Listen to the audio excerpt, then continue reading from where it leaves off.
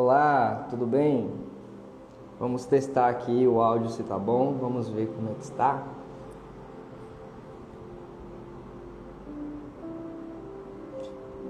Vamos ver esse áudio, né? Como está saindo. Será que o áudio tá bom?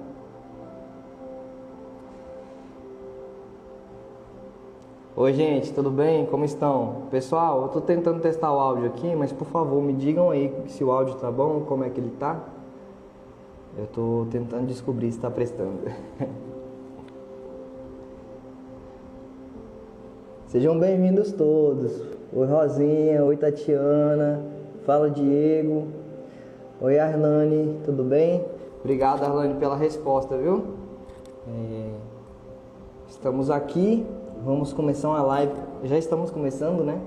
Mas vamos falar sobre um assunto muito interessante hoje. E é isso. Vamos ver esse áudio, né? Já estamos começando, mas vamos falar sobre um assunto muito interessante hoje. Ok. Boa noite, gente. Como vocês estão? Aparentemente o áudio tá tudo certo. Aí a Arlane colocou aqui. Eu também estava testando aqui no celular. Oi Bebeto, obrigado Arlane, você também é uma bênção na nossa vida. Seja bem-vindo Edi. Em breve nós vamos começar a nossa live. Vou até aqui deixar o tema já da live, né, para quem entrar depois já saber. Hoje nós vamos falar sobre a primeira epístola de Pedro. E vai ser muito bom hoje. Vai ser bem interessante a gente falar sobre esse assunto. Então vamos lá, né? Hoje nós vamos falar sobre primeira provação em meio à fé.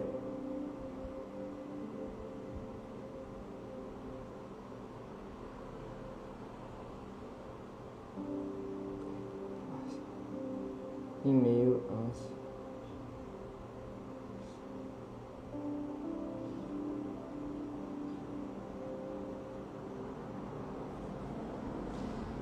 Já, minha gente, que nós vamos começar.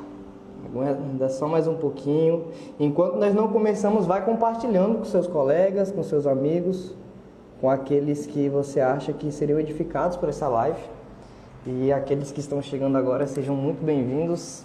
Se você estiver em casa, se você tiver como, pegue a sua Bíblia e abra ela em 1 Pedro, na primeira epístola de Pedro, ok?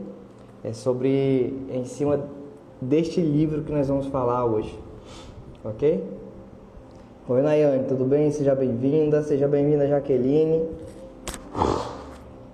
Sejam todos bem-vindos. Mais uma vez, gente, só confirmando, o áudio tá bom aí pra vocês? Só me respondam isso, por favor. Que aí, assim que eu tiver essa resposta, nós começaremos. Oi Raquel, tudo bem? Vamos entrando, gente, vai compartilhando. Ok, então, muito obrigado, Arlane, pela resposta. Obrigado, Jaqueline. Valeu, Rosinha. Gente, é o seguinte, vocês podem mandar perguntas, vocês podem comentar aqui durante a live, tá? E aí nós vamos fazendo essa live, ok? Vamos orar então para poder começar. Se você puder pegar a sua Bíblia, pegue a sua Bíblia e abra ela na carta de 1 Pedro. E bom... Pai, em nome de Jesus, eu quero te agradecer por este dia, por esse tempo e pela vida das pessoas que estão entrando aqui, que estão passando por essa live, Pai. Eu quero te agradecer pelas pessoas que essa live vai alcançar. Pai, em nome de Jesus, que aquelas pessoas que virem essa live sejam tocadas profundamente, Pai. Que o Senhor toque o meu coração também. Que não seja eu falando, mas seja o Teu Espírito Santo falando através de mim. Pai, no nome de Jesus, eu sou muito grato por tudo que o Senhor tem feito aqui. Pai, no nome de Jesus, obrigado pela vida de cada uma dessas pessoas que estão aqui e que essa noite seja uma noite maravilhosa, Pai. Uma noite de compartilhar da Tua Palavra e de sentirmos a Sua graça palpavelmente, Pai. No nome de Jesus eu agradeço por tudo. Amém. Bom, gente, vai compartilhando aí com seus amigos, viu? Compartilha com as pessoas aí do seu Instagram. Isso ajuda muita gente, tá? E também automaticamente edifica muito a vida de cada uma das pessoas que recebem essa live. Então já começa a compartilhar, ok? Rosinha, esse livro de 1 Pedro, ele é muito lindo, muito maravilhoso. Então vamos lá, gente. Como eu disse, nós vamos falar sobre a primeira epístola de Pedro. Eu vou ler 2 versículos iniciais, como são 5 capítulos. Não dá para ler todo o capítulo aqui, senão a gente ia gastar uns 20 minutos lendo, né? E eu não quero que a gente perca tanto tempo assim.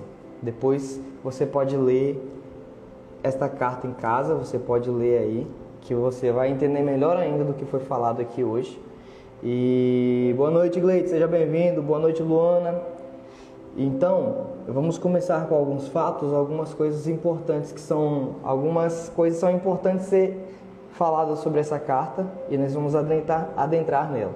Bom, 1 Pedro 1, versículo 1, vai falar que Pedro, apóstolo de Jesus Cristo, aos eleitos que são forasteiros da dispersão no ponto Galácia, Capadócia, Ásia e Bitínia, eleitos segundo a presciência de Deus Pai e santificação do Espírito para a obediência e a aspersão do sangue de Jesus Cristo, graça e paz vos sejam multiplicadas. Então, bom, aqui como a gente já vê, como já é o próprio nome da carta, Pedro, e no primeiro versículo, aqui ele mesmo diz que ele está escrevendo essa carta para o próprio Pedro, e ele está escrevendo essa carta para a região dos que são forasteiros eleitos, na região do Ponto, da Galácia, da Capadócia, da Ásia e da Bitínia. Todos esses lugares que são citados aqui, atualmente compõem o país conhecido como Turquia, tá? Todas essas regiões aqui estavam ali na Turquia.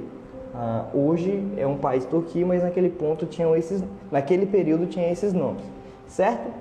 Então, Pedro, para a gente poder entender um pouco melhor sobre essa carta, quem é Pedro? Quem foi Pedro? A história desse homem que foi tão importante, que tanto é falado na Bíblia, né? Vamos lá.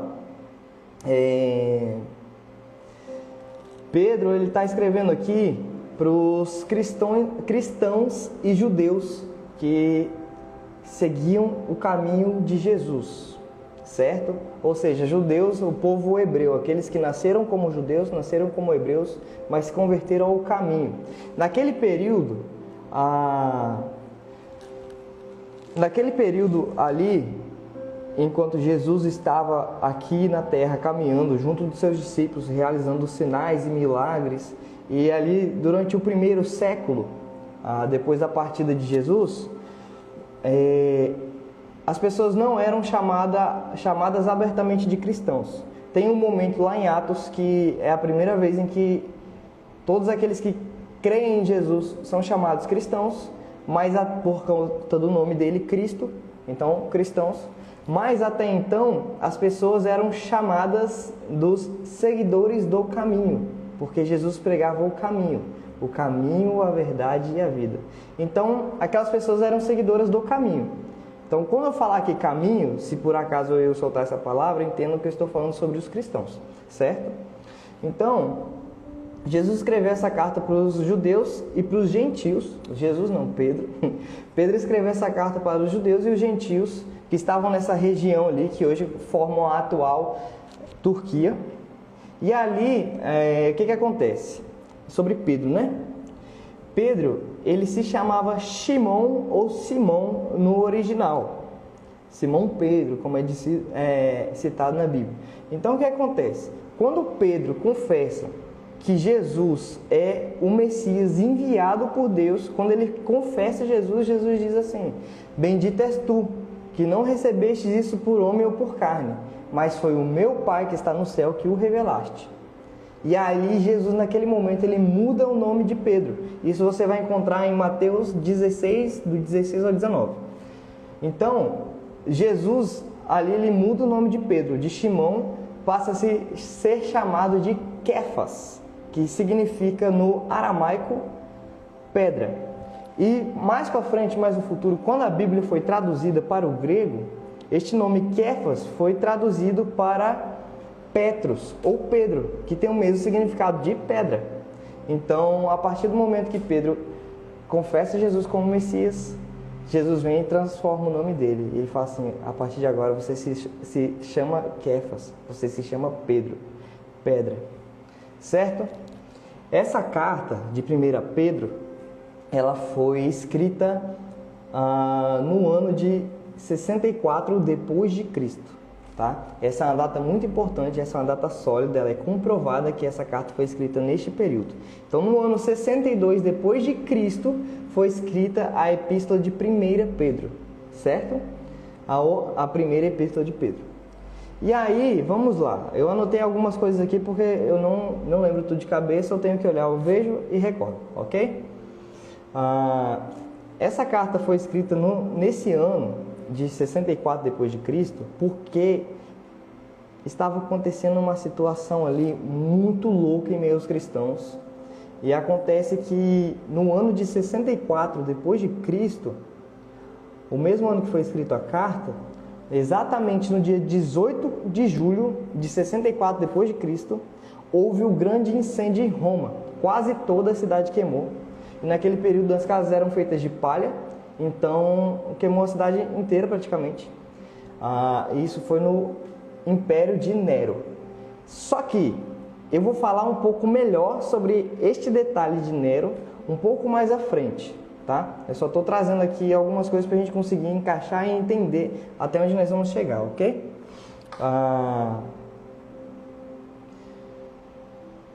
Então, este Pedro, que escreve essa carta, ele nasceu em Betsaida, mas ele morava na cidade de Cafarnaum, onde ele tinha sua esposa e ele mais o seu irmão André, eles tinham como uma empresa de pesca, eles eram pescadores e era o que sustentava eles naquele período, né? A pesca era uma prática muito comum, por isso que durante os evangelhos a gente vê muito falar sobre a Bíblia, sobre a pesca, e então eles eram pescadores. E o que acontece? Ali em Mateus 4, nos versículos 18 até o 22, vai contar o quê? O que antecede esses versículos é que Jesus estava lá sendo tentado por 40 dias no deserto. E quando Jesus sai de lá, ele vem caminhando pelo mar da Galileia. E ele encontra dois irmãos, um chamado Simão e o seu irmão chamado André. E esses dois irmãos estavam pescando. E Jesus olha para eles e diz: Ei vocês, sigam-me e eu os farei pescadores de homens. Imediatamente eles largam suas redes, largam tudo e começam a seguir a Jesus. E um pouco mais à frente, ele vai encontrar mais outros dois irmãos, que era Tiago e... eu esqueci o nome do outro irmão. Mas eram os filhos de Zebedeu, né? Vamos lá, para mim não falar besteira aqui. Não pode esquecer uma coisa dessa, é muito importante, né? Vamos lá. Mateus, no Evangelho de Mateus, no versículo... quase rasguei as páginas da minha Bíblia. No versículo 4, ele chama... Tiago e João, outros dois irmãos que são filhos de Zebedeu. Eu lembrava de Zebedeu, não lembrava de João. Certo, releva. Então, gente, o que acontece aqui? Jesus passa, chama Simão e André, e um pouco mais para frente ele chama Tiago e João. E todos eles o seguem, largam suas redes para serem pescadores de homens. Só que o fato de Pedro ele tá andando com Jesus ali o tempo todo não quer dizer que ele estava 100% crente naquele momento. Ele estava sendo trabalhado, assim como nós, quando aceitamos Jesus, nós vamos sendo trabalhados e Deus vai tocando no nosso coração, certo? Então foi um processo ali, Deus trabalhando as crenças dele, quebrando a lei que havia dentro de Pedro. Então, este mesmo Pedro, eu vou trazer alguns fatos sobre ele. Este mesmo Pedro estava no Sermão da Montanha. Quando Jesus sobe lá no monte, ele começa a dar o sermão e ele fala: bem-aventurados serão vocês quando forem perseguidos pelo meu nome. Isso é um ponto importante. Bem-aventurados vocês quando e tal, e tal, e tal. E Jesus vai trazendo as bem-aventuranças e as práticas de vida que um seguidor verdadeiro de Deus e dele deveria ter. Então Jesus está ali ensinando a verdadeira lei para os homens. E aí Pedro estava ali. Pedro ouviu tudo aquilo. Pedro, ele vê Jesus no meio da tempestade, caminhando sobre o mar. E ele é o único que teve coragem de olhar e falar assim: mestre, é o Senhor mesmo, manda-me ao teu encontro, que eu irei por sobre as águas. E Jesus fala assim: vem. E Pedro sai do barco e caminha sobre as águas. Mas ele para de confiar em um certo momento e ele começa a afundar e Jesus vem, o pega pela mão e o puxa de volta para a superfície. Isso é muito importante já desde aqui, que Deus já começa a falar comigo no meu coração, que a gente aceita Jesus, a gente começa a viver uma vida com Deus, a gente começa a caminhar ao lado do Pai, mas ainda assim a gente tem dúvidas. E quando nós duvidamos, nós começamos a afundar. Mas o Mestre, o próprio Cristo, ele vem e nos puxa pela mão e fala: caminha comigo, porque comigo é possível caminhar sobre as águas, sem mim não é. Então, este mesmo Pedro, ainda assim, Jesus fazendo todos os sinais de maravilhas e milagres, tudo que ele fez, este mesmo Pedro, ele ainda tinha suas dificuldades, ele ainda tinha suas lutas. E aí, Jesus disse assim: Pedro, você vai me negar quando eu for ser preso. E Pedro fala assim: eu? Jamais? Qualquer um outro pode te negar, agora eu não. Tá falando com a pessoa errada, Jesus.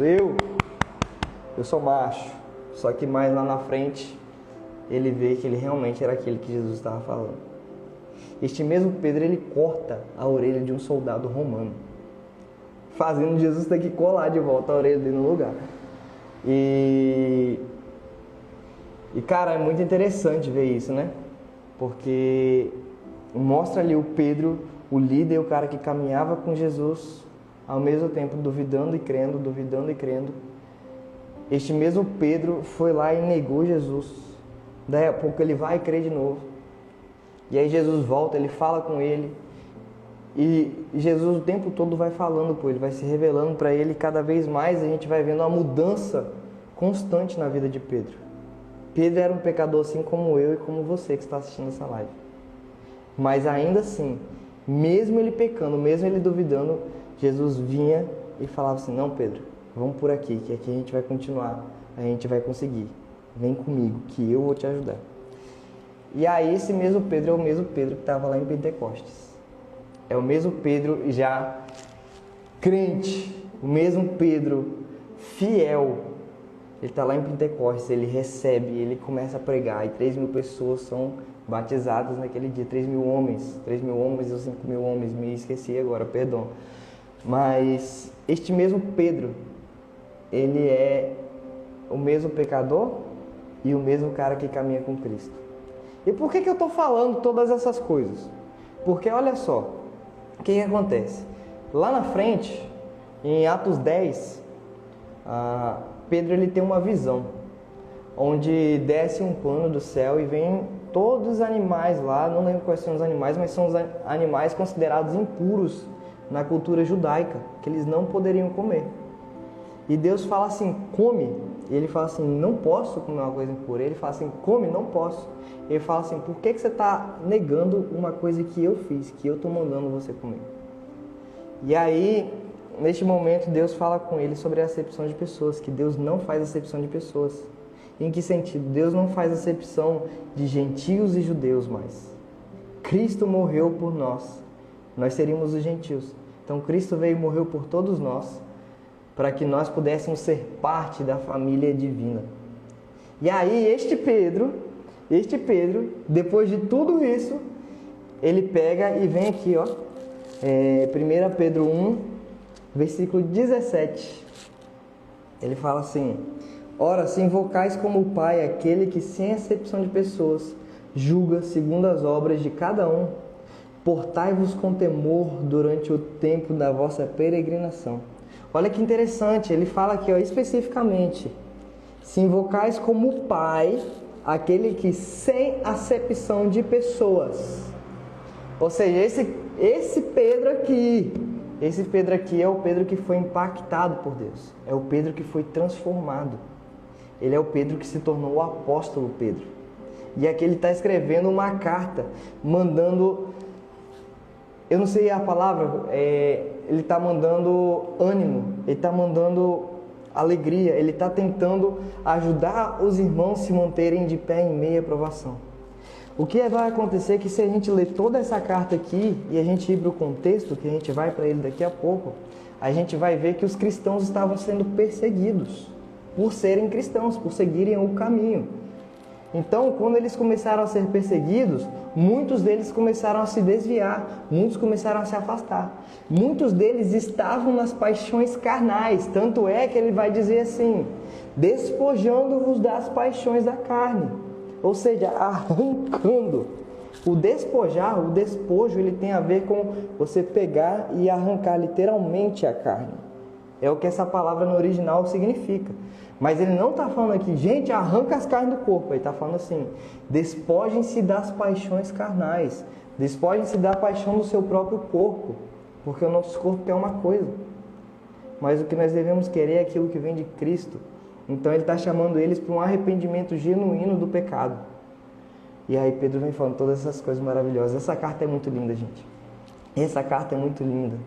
E aqui tem alguns pontos chaves dessa carta, que são muito importantes nós citarmos, porque eles vão falar coisas que sem elas nós não entenderíamos essa carta. Então, essa carta, ela tem como versículo-chave, como a parte principal dela, o encorajamento. E Pedro está encorajando eles ali nos versículos, em todos os versículos.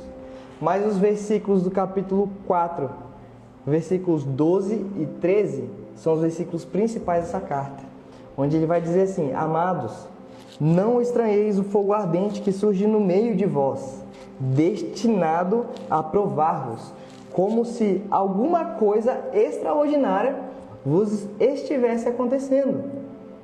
Pelo contrário, alegrai-vos, na medida em que sois coparticipantes dos sofrimentos de Cristo, para que também na revelação de sua glória vos alegreis exultando.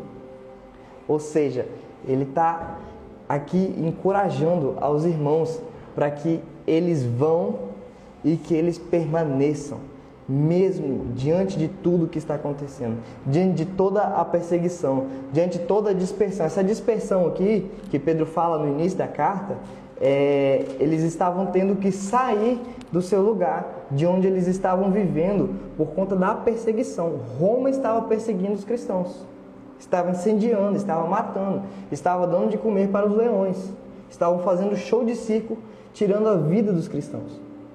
Então, ele está falando assim: alegrem-se enquanto vocês são coparticipantes.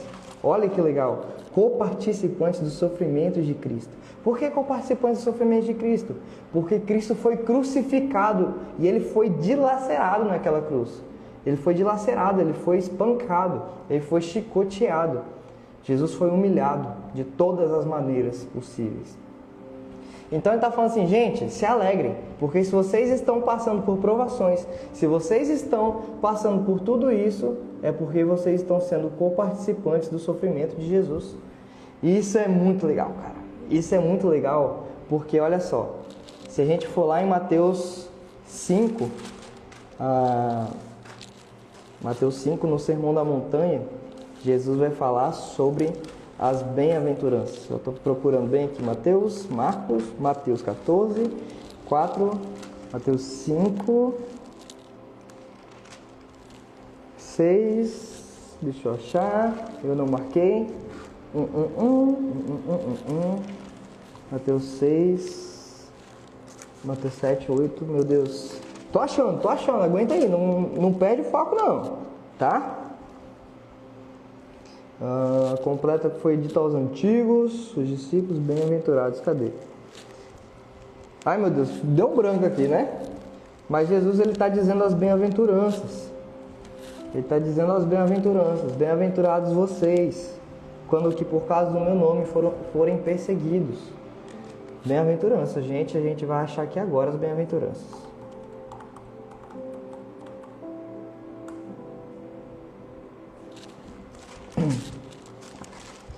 Certo? Então,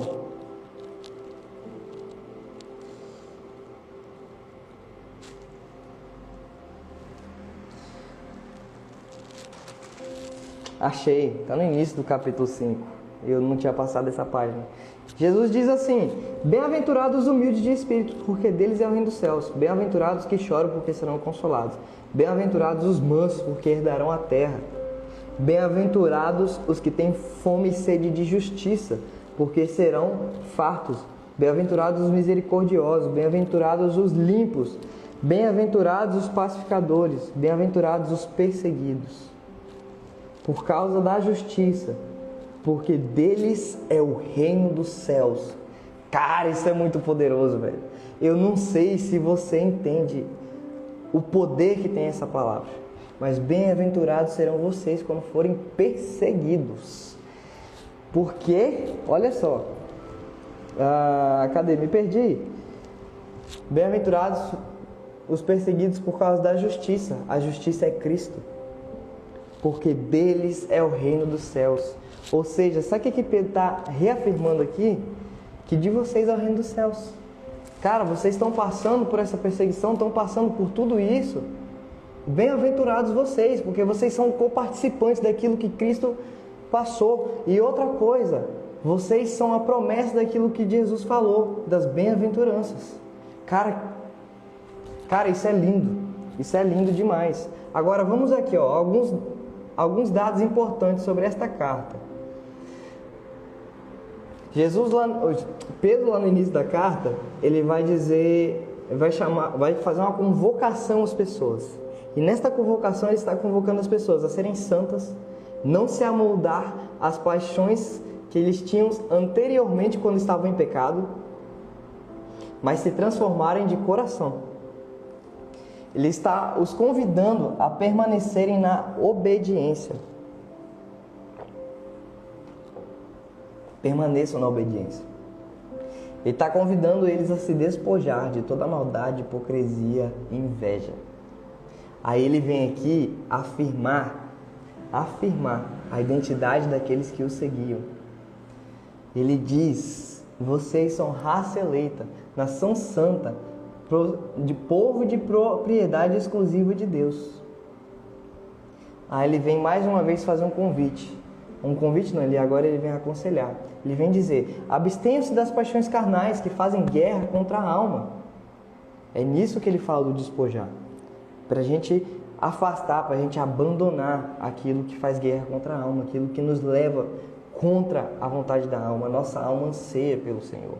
A nossa alma anseia pelo Criador. E ele diz: sujeitai-vos à vontade de Deus. Tratai todos com honra. Amai aos irmãos. Sede submissos a Deus. Mulheres sejam submissas aos maridos. Maridos, tratai com dignidade suas mulheres. Sede misericordiosos e pratiquem o que é bom. E aqui, olha só, que interessante, gente. Ele diz o seguinte: servos, sede submissos aos seus senhores. Por que ele está dizendo isso aqui? Eu acho que isso aqui é uma coisa fenomenal de ser dita. Naquele tempo, em Roma, o governo romano dominava toda a região ali, onde era do mapa conhecido, né? E a região da Ásia. A Ásia, essa região que eu disse, existe a Ásia Menor e a Ásia Maior. A Ásia Menor era essa região onde está a atual Turquia, e ali um pouco mais para baixo era Israel e toda Jerusalém, tudo aquilo ali, né? O lugar de Israel, Jerusalém, e como a gente conhece na Bíblia. E aí, nesse período, o governo romano, ele dominava e ele era imperialista sobre todo aquele território. A Ásia Menor, a Jerusalém e sobre a região ali onde a gente conhece como a Itália, a Grécia e a Espanha, né? E alguns outros países que fazem divisa ali, que eu não lembro agora os nomes. Mas toda aquela região ali que faceava o mar e um pouco mais acima, entrando na Europa. E aí, o que acontece? No Império Romano, existiam algumas classes sociais. Cadê as classes sociais? As classes sociais, elas eram formadas pelos patrícios, que eram quem detinha as riquezas, as terras e o poder político, eles eram políticos. Os clientes trabalhavam diretamente para os patrícios, conquistando proteção social e um certo poderio econômico. Tinham os plebeus, que eram mais numerosos, não possuíam terra, nenhuma riqueza, e não tinham nenhum poder político, sendo intensamente explorado pelos patrícios. E aí, abaixo disso, nós tínhamos os escravos, que eram no geral estrangeiros ou pessoas que eram plebeias e entravam em dívidas e, como forma de pagar, quitar as suas dívidas, eles se colocavam como escravos dos patrícios para que eles pudessem pagar as suas dívidas, certo? Então, naquele tempo, geralmente essas pessoas eram os estrangeiros porque eles não tinham direito nenhum em Roma e na região que a gente conhece como Itália. Eles não tinham poder nenhum, eles não eram considerados gente. E então, no geral, os estrangeiros eram os escravos, mas tinham essas exceções, como eu disse, certo? E aí a ordem social era o seguinte: escravos, plebeus, clientes e os patrícios no topo da cadeia, certo? Então, o que acontece? Estes homens de grande poder, de grande influência, eles eram os patriarcas de suas casas, de suas moradas. E aí, por que Pedro está dizendo isso? Porque a religião do patriarca da casa era a religião predominante de todo aquele lar e de todas as pessoas, da esposa, dos filhos, dos servos, dos escravos, de todo mundo que estava naquele lar, debaixo daquele teto, e que trabalhavam para ele. Então, basicamente, se eu era um patriarca, a minha esposa, os meus filhos e os meus funcionários, eles tinham que ter a mesma fé que eu, professar a mesma fé que eu. E aí, o que acontece? A fé do povo romano, ela era politeísta. Politeísmo, ele quer dizer vários deuses, mais de um deus, né? Poli. Então, e teísmo, Deus. Teísmo vem de teos, que significa Deus. Então, eles tinham essas várias crenças de vários deuses. E aí, o que acontece? Em Roma existia o deus Juno, o Vênus, o Marte, que é o deus da guerra, Plutão, o Netuno, que é o deus dos mares, o Cupido, que é o deus do amor e da paixão, Febo, Diana, que é a deusa da caça, da castidade e dos animais selvagens. Essa é uma deusa muito falada sobre a cultura romana. Aí tinha o deus Ceres, a deusa Ceres, que era a deusa da colheita da agricultura. Tinha o Baco, que é o mesmo deus conhecido como Dioniso, que é o deus do vinho e das festas. Mas na tradução para o romano, para a parte romana, é porque existia esse deus. Todos esses deuses que eu estou citando aqui, eles na versão romana e na versão grega. E aí mudavam os nomes. Mas esse deus Baco, que é o mesmo Dionísio, o Baco no italiano, ele é o originador da palavra bacanal.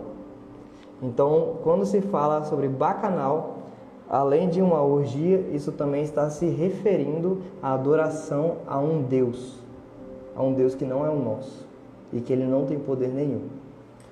E aí tinha o deus Mercúrio, que era o mensageiro dos deuses, protetor do comércio, o Vulcano, o Saturno, que era o deus do tempo, e no grego é conhecido como Cronos, ou Crono, e o Vesta, que era o deus do fogo eterno. Ou seja, os romanos eles tinham essas várias crenças em deuses, e como eu disse, eles eram politeístas, eles criam em vários desses deuses. E aí, geralmente, os chefes das casas, os patriarcas, eles escolhiam, tipo assim, a gente vai adorar esse Deus aqui, mas, tipo, tô precisando da colheita, vou adorar o Deus da colheita, tô precisando da prosperidade, enfim. Eles criam dessa maneira. E o que acontece? Muitos escravos e muitas mulheres desses patriarcas das casas se converteram ao caminho. E aqui, Pedro está dando para eles o conselho de como eles deveriam permanecer. Certo? Então, ele diz, servos, sede submissos. Cadê? Está em 1 Pedro 2,18, ele vai falar, servos, sede submissos com todo o amor ao vosso Senhor, não somente se for bom e cordato, mas também ao perverso. Ele está falando aqui sobre eles darem o exemplo de Cristo, que tudo suportou, porque esses senhores eles também batiam neles, eles também chicoteavam os escravos.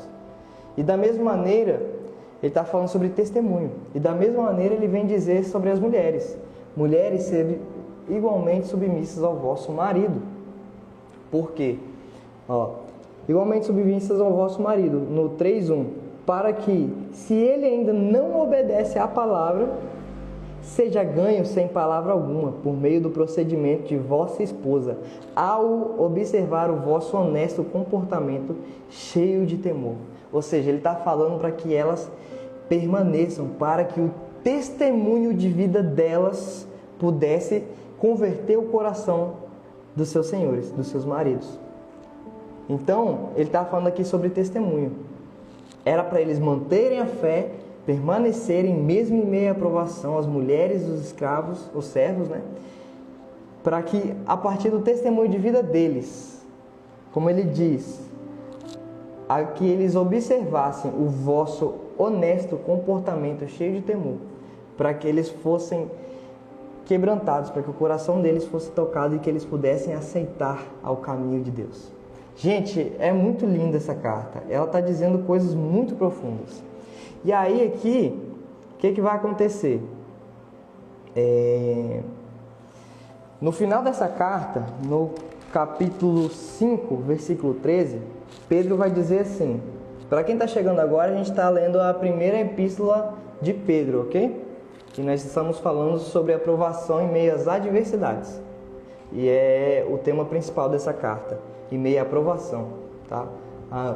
Permanecer em meio à aprovação, permanecer na fé, tá? Então, 1 Pedro, capítulo 5, versículo 13, ele diz: aquela que se encontra em Babilônia, também eleita, vos saúda, como igualmente meu filho Marcos. Ou seja, ele dá a entender aqui que ele estava neste lugar chamado Babilônia. Aquela igreja que se encontra em Babilônia, também eleita, também aceitou os caminhos do Senhor, vos saúda.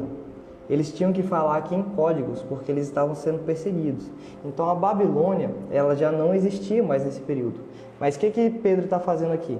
Ele está fazendo uma referência à Babilônia do Antigo Testamento, onde tudo aquilo aconteceu, tudo aquilo que nós já sabemos se passou. E aí o que acontece? Ele está dizendo isso porque ele não podia ser encontrado, ninguém podia saber aonde ele realmente estava. E essas cartas, elas corriam o risco de serem interceptadas no caminho. Não é como hoje, a gente escreve um WhatsApp e chegou no telefone da pessoa. Naquele tempo, a pessoa ia, escrevia uma carta, selava ela, carimbava com selo e mandava. E essa carta era uma carta rotativa.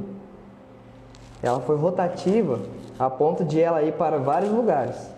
Ela saiu de Roma, ou seja, da Babilônia, e foi para o Ponto, a Galácia, a Capadócia, para a Ásia e para a Bitínia. Toda essa região hoje conhecida como Turquia, tá? Como o país Turquia.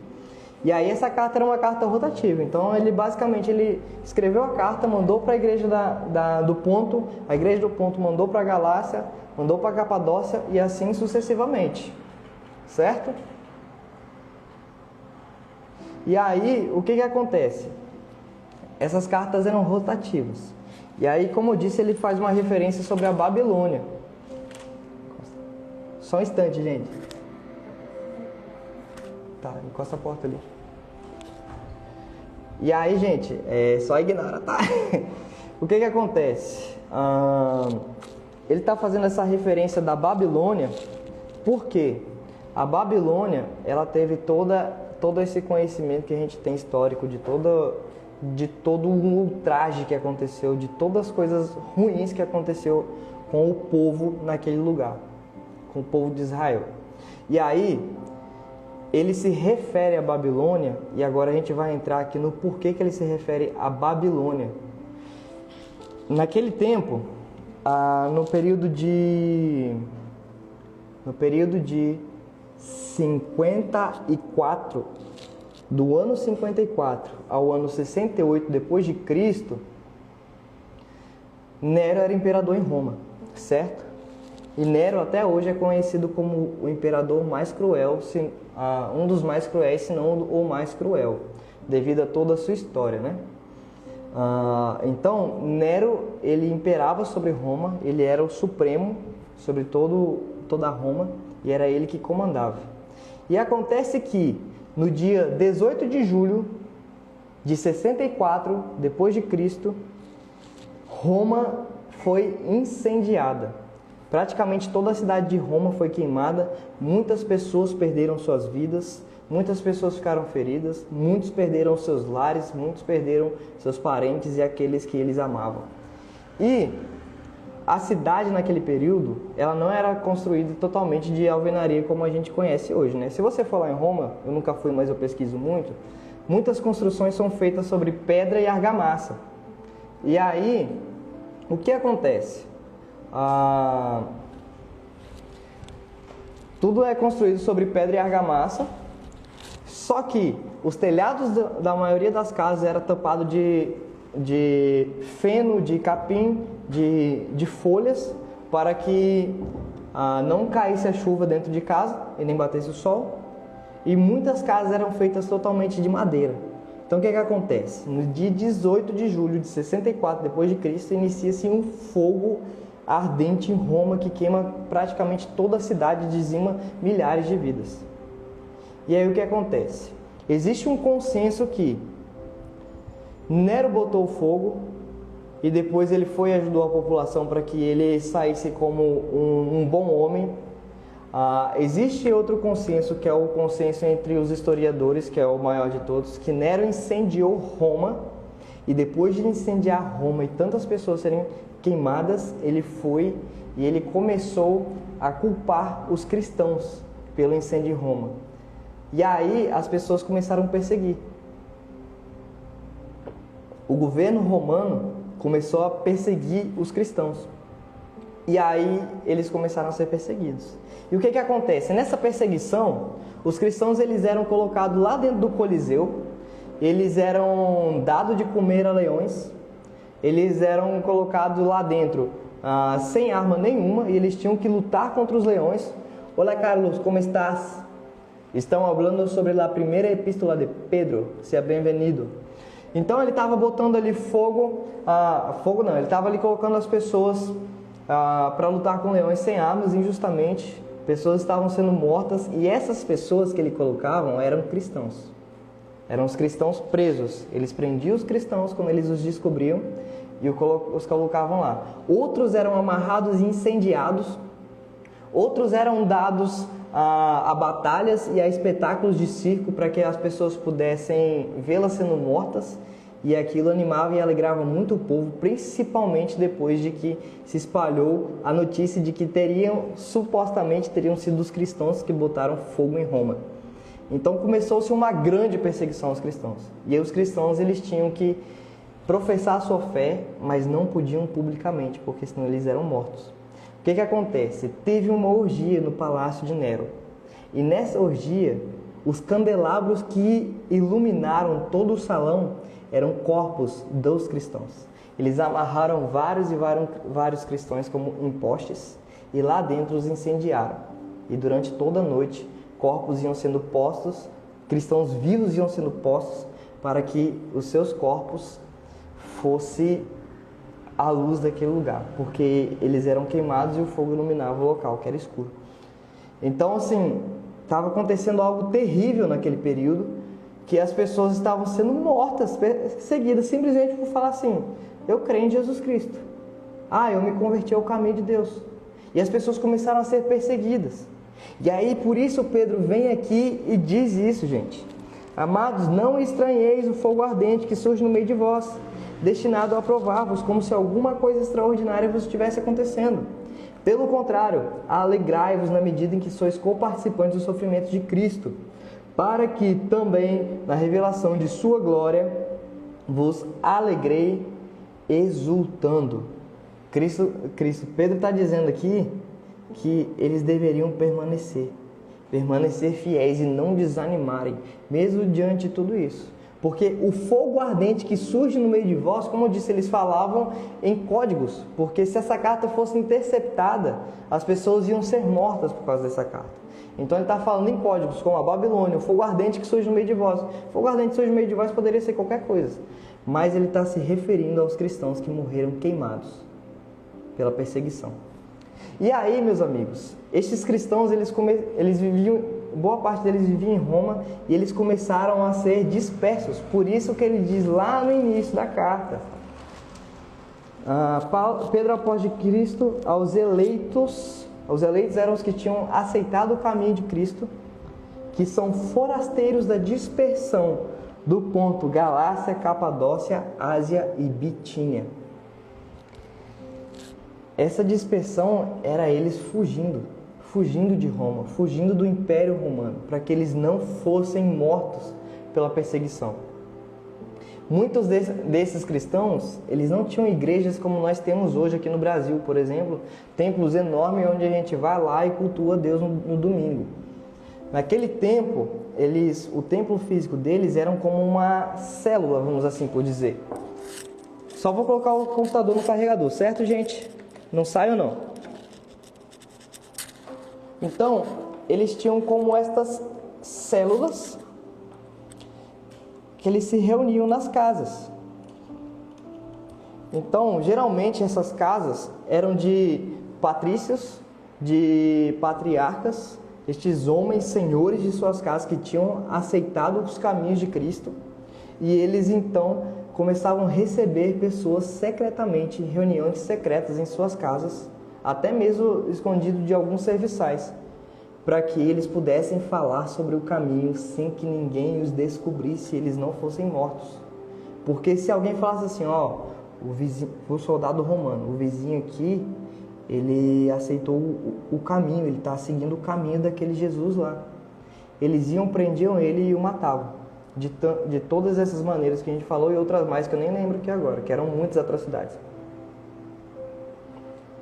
Então, a eleita que está na dispersão, eles foram dispersos, eles saíram de Roma, da Babilônia, como ele diz, né, que era o código, saiu da Babilônia e foi para o Ponto, para a Galácia, para a Capadócia, Ásia e Bitínia.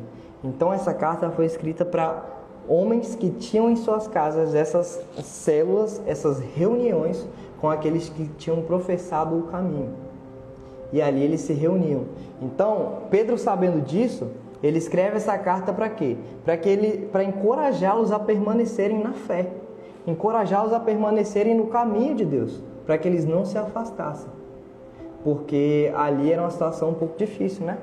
Então, o que acontece? Tudo isso aqui, e aquele versículo, que é o versículo chave que eu disse, que é quando Pedro diz... perdi aqui o versículo, meu Deus.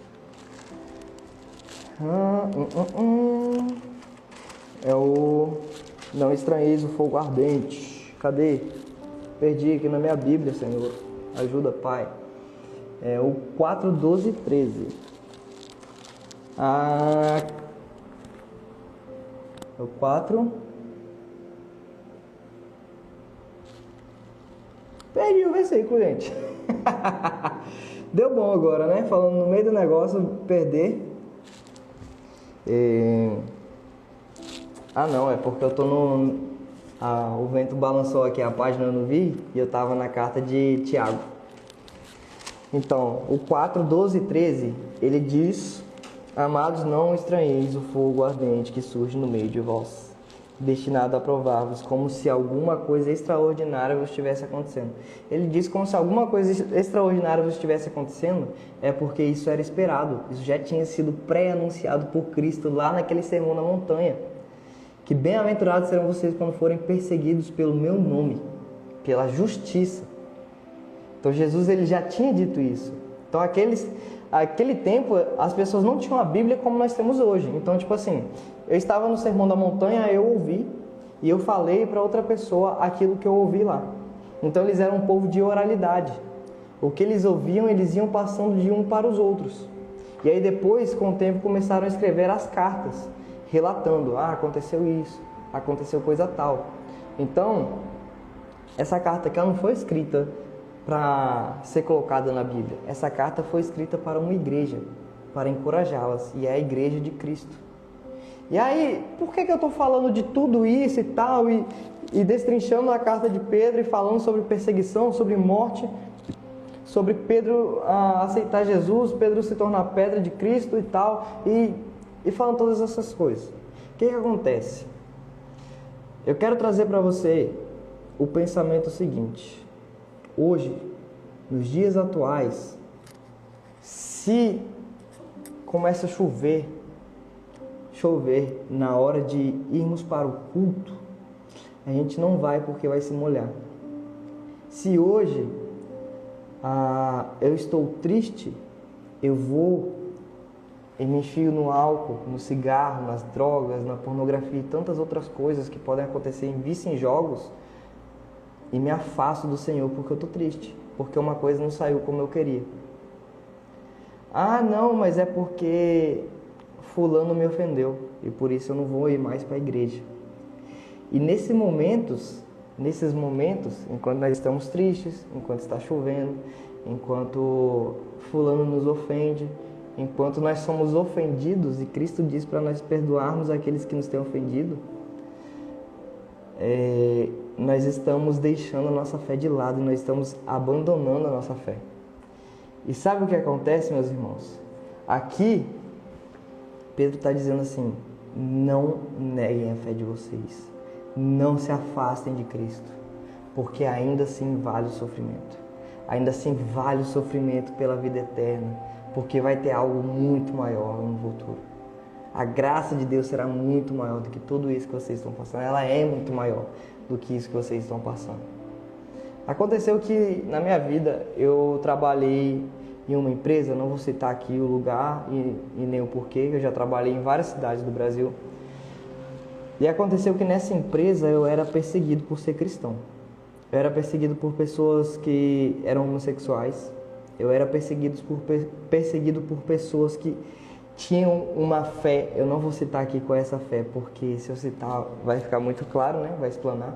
Mas tinha uma fé politeísta, que cria em vários deuses, assim como os romanos e os gregos. E nessa empresa, todos os dias eu era provado. Eles provavam a minha fé e me tentavam fazer negar a minha fé. Talvez você pense, não, mas naquele tempo lá tinha provação. As pessoas queriam que negasse a fé. Não, no dia de hoje também existe. Eles queriam que eu negasse a minha fé. Eles queriam que eu desse uma abertura para que Cristo saísse da minha vida, para que eu tirasse Cristo da minha vida. E o que acontece? Eu não neguei minha fé. Eu permaneci, foi muito difícil. Teve noites que eu não dormi por estar com a cabeça tão cansada e tão estressado por tudo que estava acontecendo. Mas eu não neguei minha fé, eu não abandonei. E quando eu me vi obrigado a negar minha fé, eu pedi demissão desse emprego. Eu falei, Cristo vale mais do que qualquer salário no mundo que eu poderia receber. Cristo vale muito mais. Se nós juntássemos todas as riquezas do mundo hoje, aqui, na minha mão, não caberiam, né? Obviamente. Mas não caberia nem na cidade que eu estou todas as riquezas do mundo. Mas se nós juntássemos todas elas não valeriam nada. E elas não valem nada perto de Cristo.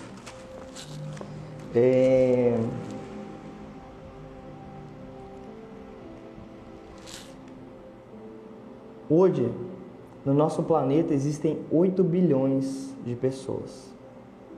Desses 8 bilhões de pessoas, muitas pessoas não conhecem a Cristo. E além disso, muitas pessoas moram em lugares que são perseguidos por professarem a fé em Cristo. Se você entrar com uma cruz, se você entrar com uma Bíblia, se você disser algum dito cristão, você é preso, você é obrigado a negar a sua fé. E se você não negar a sua fé, você é executado. E o que acontece? A gente tem perseguição aos cristãos na Colômbia. Isso é um país aqui vizinho nosso. Eu estou aqui no Nordeste. Se eu atravessar reto aqui, sentido a Colômbia, 2.000 quilômetros eu estou na Colômbia, menos de 2.000 quilômetros. E tem brasileiros que fazem fronteira com os colombianos. E o que acontece é que lá na Colômbia nós somos perseguidos por sermos cristãos. Na Coreia do Norte, se você falar o nome de Jesus, você é executado. Na China, você também é morto. Na China, ultimamente tem saído muitos relatos de igrejas sendo queimadas. Na Ásia Central, então, nem precisa dizer nada, né, gente? Se você falar que você não é seguidor da Torá, ou se você falar que você não é seguidor de Maomé, você é morto, porque eles te entendem como cristão.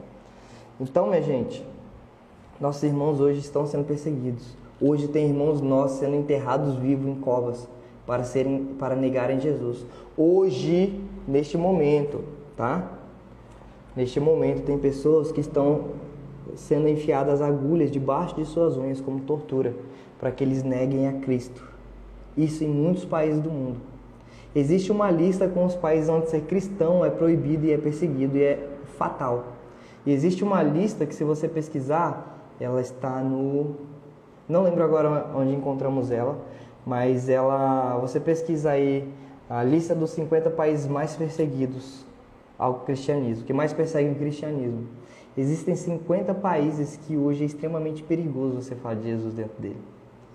E desses países, a Colômbia está. É um vizinho nosso. Então é uma realidade que está muito próxima de nós e a gente não acredita.